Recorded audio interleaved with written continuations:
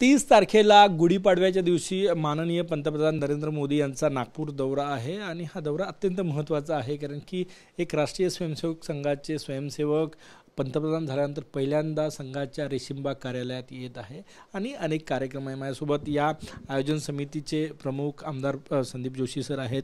संदीप भाऊ, महत्त्वाचा दौरा, संघ स्वयंसेवक पंतप्रधान झाले आणि पहिल्यांदा रेशीमबागेत येत आहे।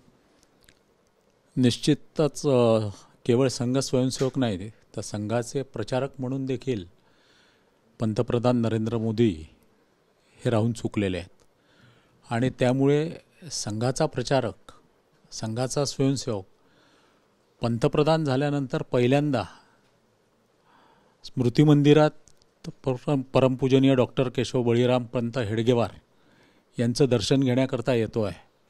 ही अत्यंत संघ स्वयंसेवकांना अभिमानाची बाब आहे।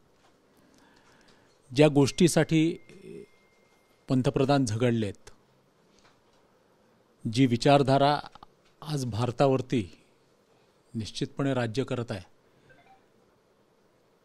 त्यामुळे याचा आनंद सर्वसामान्यांना होणं अत्यंत स्वाभाविक आहे। हा कार्यक्रम कसा असणार आहे? किती वाजता पंतप्रधान नागपुरात येणार आहे आणि कुठे कुठे दीक्षाभूमीला भेट आहे? 8:40ला ते नागपुरात लँड होतात आहे। त्याच्यानंतर पहिल्यांदा स्मृती मंदिर, तिथे 15 मिनिट थांबणार आहेत ते। त्याच्यानंतर दीक्षाभूमी, तिथे देखील 15 मिनिट थांबणार आहे।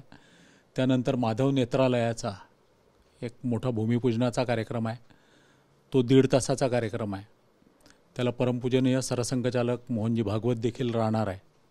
त्यानंतर नागपूर जिल्ह्यामध्ये बाजारगावजवळ एक सोलर इंडस्ट्री आहे जी डिफेन्सचे अनेक प्रोजेक्ट्स करत असते, त्याला देखील ते भेट देणार आहेत। असा एकंदरीत 4 तासाचा 4.5 तासाचा कार्यक्रम आहे। 1:30 वाजता ते वापस जाणार आहेत।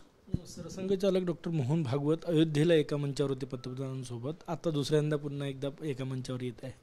तोही एक योग आहे। योगायोगच आहे हे दोघंही एकत्र येणं।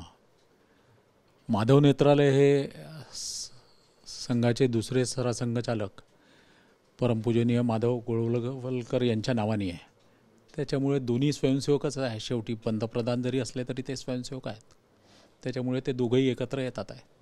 या दौऱ्याच्या निमित्तानं भाजप कार्यकर्त्यांमध्ये किती उत्साह आहे? ठिकठिकाणी स्वागतसुद्धा होणार आहे पंतप्रधानांचं।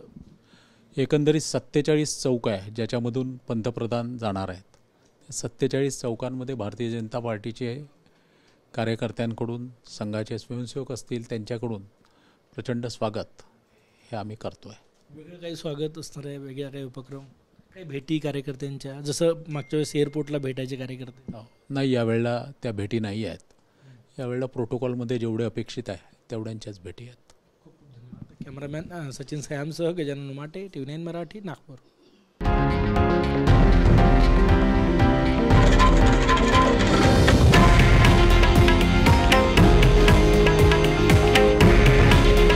हे आहे देशातील नंबर 1 न्यूज नेटवर्क आणि आपण पाहत आहात TV9 मराठी। काळजी तुमची, हित महाराष्ट्राचं।